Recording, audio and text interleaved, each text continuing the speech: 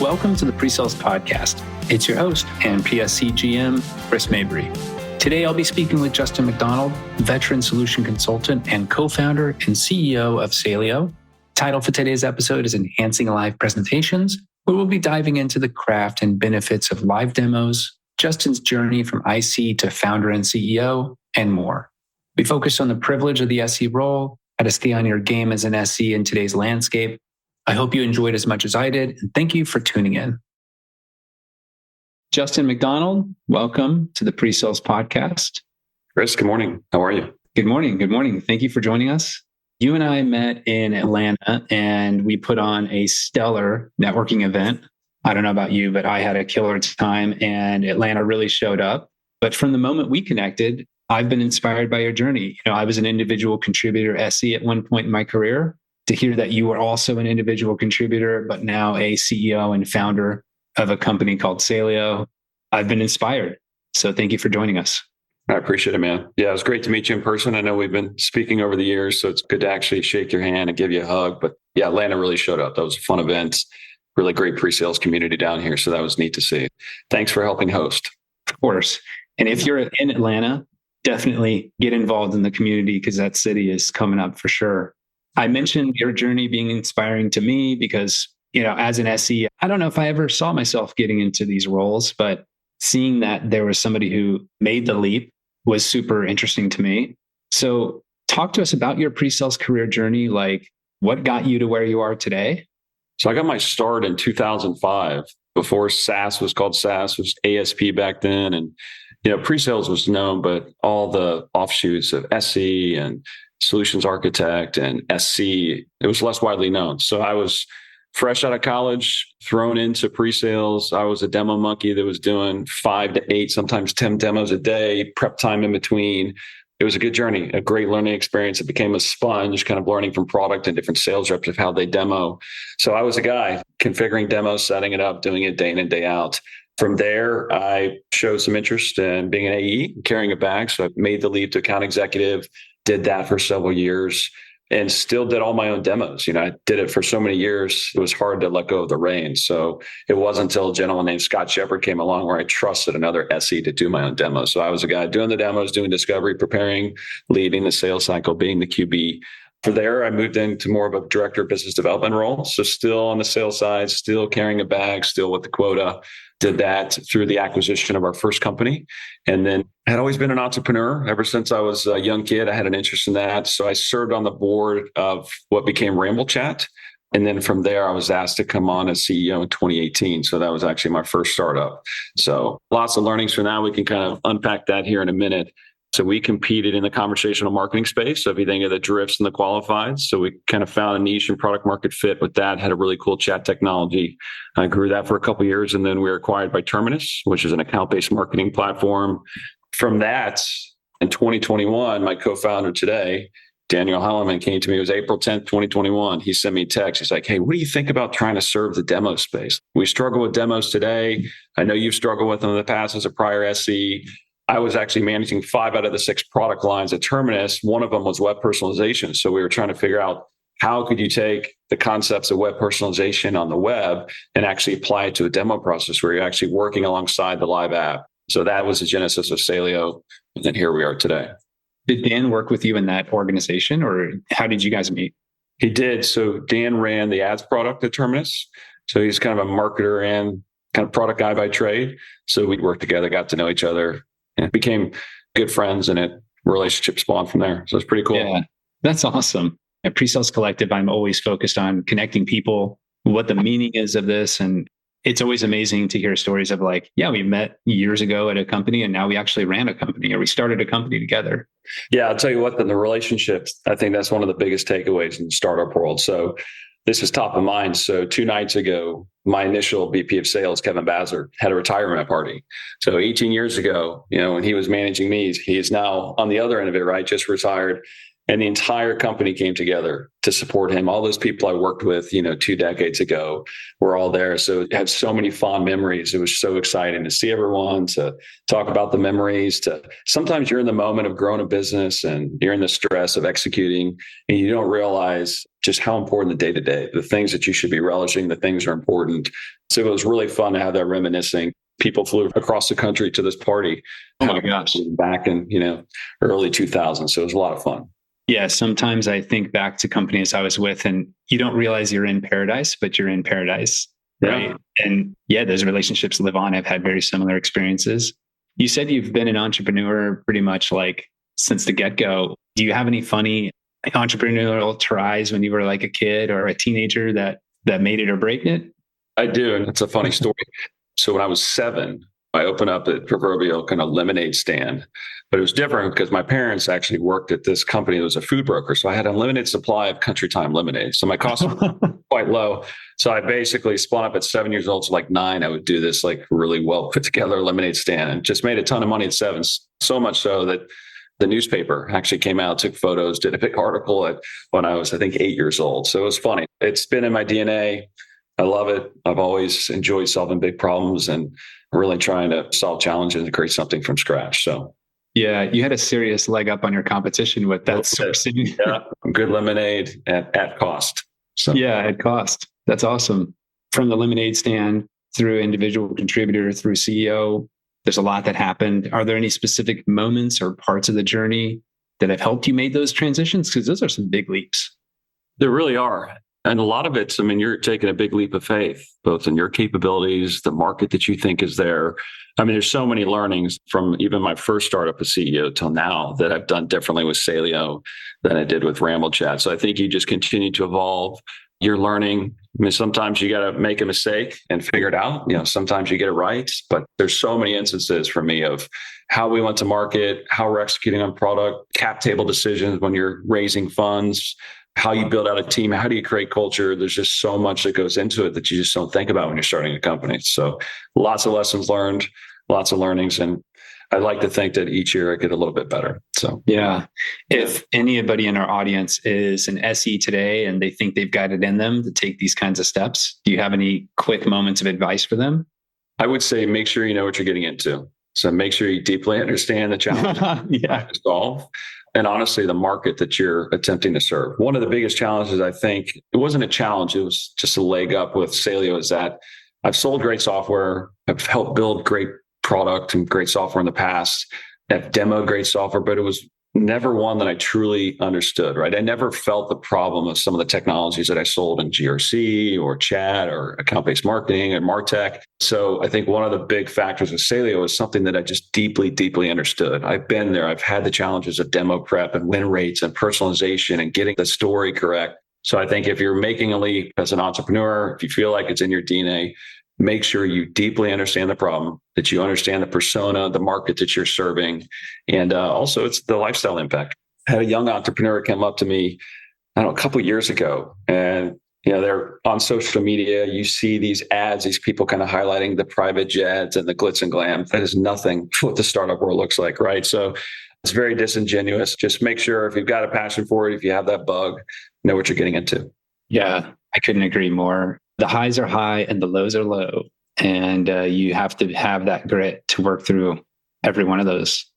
You've obviously spent a ton of time doing technical sales, demos. I kind of want to get into like structure. I'm kind of curious as what you see as the anatomy, the framework, the life cycle of an effective demo. I love talking to people like you have focused so much on it. So what's your take on it? There's a lot to unpack on that one. Discovery is obviously critical, no matter the demo, no matter the process. But I think it really depends on the sales motion and how a company goes to market. I think that in itself, whether it's more PLG motion, whether it's, hey, we get into these 6-month, year-long sales cycles and big ERP or financial applications or more complex enterprise products, I think much of that demo motion will vary on the type of product you're selling, right? And what your buyers will require, how competitive the space is. But I think either way, for me, it's quickly understanding the challenges the buyers face. And then how do you take those challenges and really understand the terminology and the nomenclature that they use to describe the problem? I think one of the things that I've always done well in my SE career, though I try to coach AEs, SEs. Like if you can find a way to talk like the buyer, every little detail matters. How they're communicating, how they're perceiving things, how they're addressing certain things. I'll give you an example. When in the Compliance 360 days, we were selling governance, risk, and compliance products. We had this one tool called incident management. It's just kind of a blanket term. People would call it case management. They'd call it hotline call management. They'd call it incident management. They call it investigations. You then had workflows that went with it. You had all these different pieces that if you just come to the table with a generic demo and you just say incident management, it's going to resonate and land very different than if you actually call it case management and all the different offshoots that you can learn in discovery. So I would say there are times for Harbor Cruise tours, right? There's times for a demo without discovery. You'll be thrown into it, sometimes begrudgingly as an SE, right? The AE is kind of pulling you in, hey, just go do this. And you know nothing about it. But I would say as much as you can take that discovery without providing too much fatigue to the buyer, right? Because there's a diminishing returns when you're asking for too much, and then applying it to the demo, making it applicable and knowing that every single detail in that demo matters. It could be the difference between winning and losing a deal. That's great. I have a saying that says a demo is not a presentation, it's a process. You said sometimes you're just thrown into it and you have to give it your all with very little info, but that process should include those steps. Great. What I'm hearing a lot when I listen to you describe the demo, I'm hearing a lot about the live presentation. So that's one that stands out to me is we're really discussing doing things live virtually or in person. We have recordings, we have marketing, we have videos, we have walkthroughs. So what does a live demo entail to you specifically from your perspective and Salio's perspective? What does that contain and entail? I think there's confusion in the market as well. Like, what do you mean by live? Like, what does a live demo mean? For us as Salio, it means, you're actually doing a live demo with the customer. So you have a live customer, you have a live application that you're using, your actual live native app that you're logged into that you're demoing from, and then live data, right? So it's kind of multifaceted. Live customer, live actual product that you're showing, right? Not a clone or a product tour, the actual live product, and then the data that goes with it. From a live perspective, I've always said that pre-sales superpower is a live demo, right? It's where you shine. It's the things that you can do better than anyone else, right? It's how you lay down the value, the correlation between the customer challenges and the visual representation that they're seeing in the app. And it's, I think, one of the things that we've kind of over-indexed at times towards is buyer enablement, which I think is so important, but like how you competitive position, how you differentiate on a call, how you build the relationship, it all happens on the live demo. So I think in this day and age where people are overstimulated, they're kind of desensitized with Zoom and so much information. I think that live demo where you can actually come together, engage with the buyer, build the relationship, really have that conversation. It's a superpower of pre-sales. So I'd encourage folks to continue to lean on that. Yeah, no, that's great. You're right about like the level of recordings and stimulation we all have, and nothing beats being live or in person, right? Meeting people in person and doing live demonstrations. I remember the day of traveling on an airplane, going out to my territory and doing a demo in person in a room. And that's how we sold software.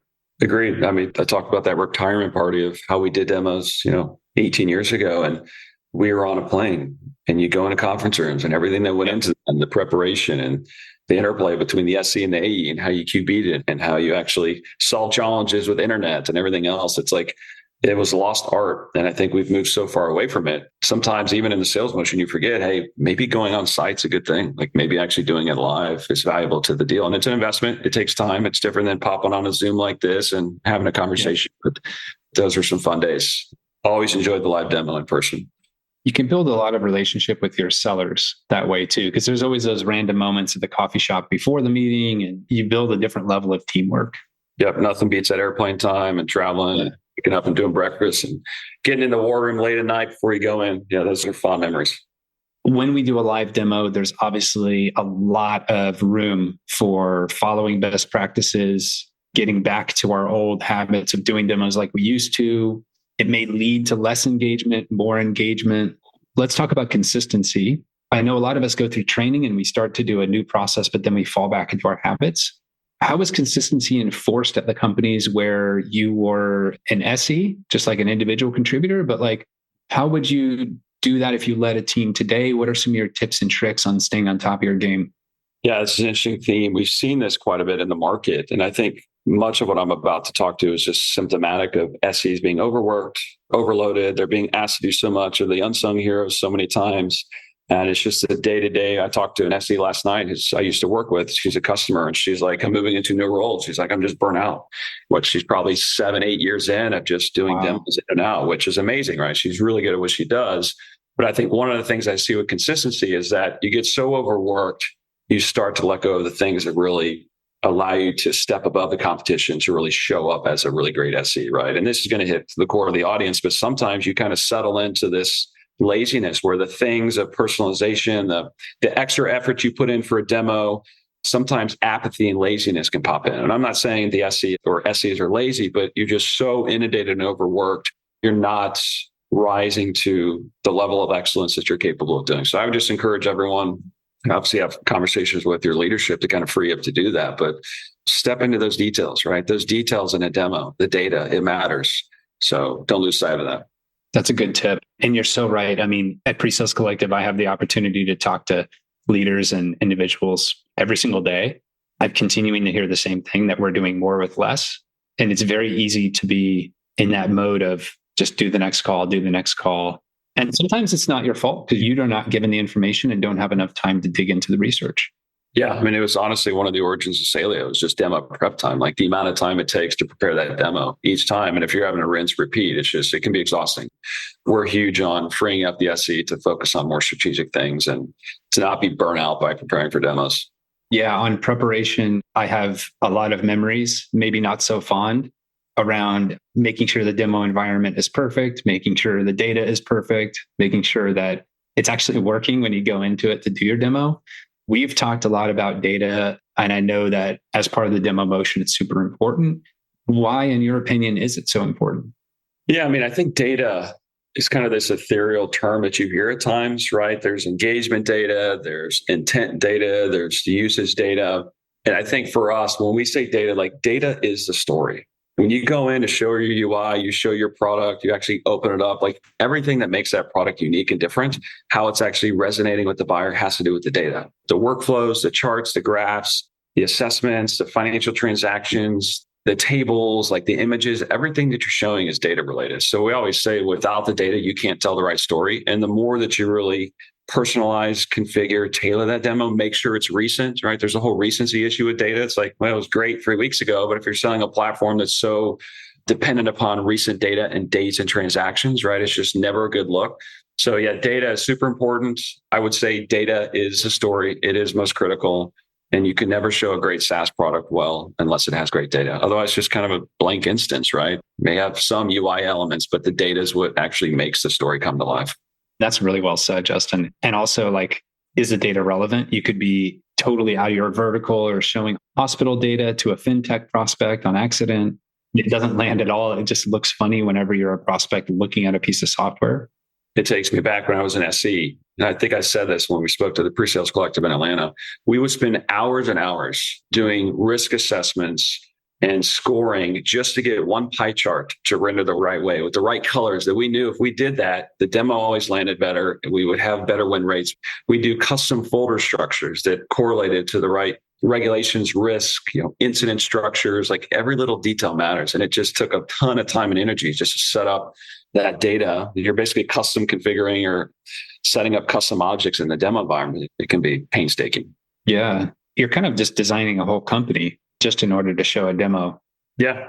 Company structure, data set, depends on the names of the company. So, yeah, it's a lot. So I felt that deeply. Looking back on your career journey from solution consultant through founder, CEO, now you're focused on data and demos. What's one thing you wish you would have known when you first started? I would say, as I look back over the 19 years I've been in software, just how critical that SE experience was to my career, like how it fed into everything. Also, that being an SE was a privilege. I think if I could have had a greater lens of gratitude and humility of like just understanding what I was learning and the people I was around and the experience I was having, I think that was just a really good journey that I wish I could have told myself back then in hindsight. And I think it also gave me the perfect combination of product experience and sales experience to set me up for my career. I think that those SEs, the best that I've seen, the best of the best, like their understanding of how products work naturally, their ability to have the EQ to be enough of a salesperson. It's a whole meme of art and science, right? So it's like if the understanding of how the product and sales element combined, that allowed me to do what I do today is just so critical. It's also that going back to that moment of gratitude, I have so many people that come up to me that are trying to break into pre-sales or trying to be an AE in software. And it's hard to break in, especially in this macro environment. So I think being so grateful that I landed in that job serendipitously was something that, in the moment, perspective is everything. So my younger self, I would have liked to have known that. Wow, that's kind of inspiring to hear. And my takeaway was being an SE was a privilege, like having a greater lens on the gratitude of the role itself and all of the opportunity that you have in the seat. That really hits home. I mean, I think a lot of us get caught up in that day to day and don't realize that we're actually in control of a lot. We're in control of how we grow in the product and how we grow into sales and how we learn from our executives. Agreed. Enjoy it, relish it. I was surrounded by a ton of great operators back in the day. Even as an SC, sitting in a cube outside of the executives, the things I picked up on, the things I heard, it was a privilege, right? So relish it, enjoy it, really lean into those learning moments, soak up as much knowledge and information as you can, because it'll come in handy. And as an SC, you sit primed across many different functional areas to glean that information. I'd like to switch gears into the lightning round, where I'm just going to ask you 4 questions quickly. Some of them are personal, some of them are focused on professional career. And I would just like to learn more about you. So what are some of your pet peeves in solution engineering demos? Ooh, pet peeves. I would say lack of personalization, lack of attention to detail. Don't be lazy. Show up. Don't be lazy. Love it. What drives you more than money? My family and my faith. Yeah, fair. We both have kids. We do. 3 young ones. What is your favorite movie? I've got a couple. I'd say if there's one go-to, it's going to be Top Gun. Born in the 80s, right? So it's only fair. The original Top Gun, for those that are familiar with the new one. But yeah, that's my favorite movie. You got a hot take on the new one? It was good. It was better than expected. Yeah, sometimes when you do a reboot that many years later, but it delivered. It was good. Better than expected, but not as good as the original. Agreed. What is something that most people don't know about you? Gosh, I feel like the older I get, the more people know about me. So this is a tough one. Love my family, very involved father. It's been 4 years since I've golfed, but I love to golf, love cars.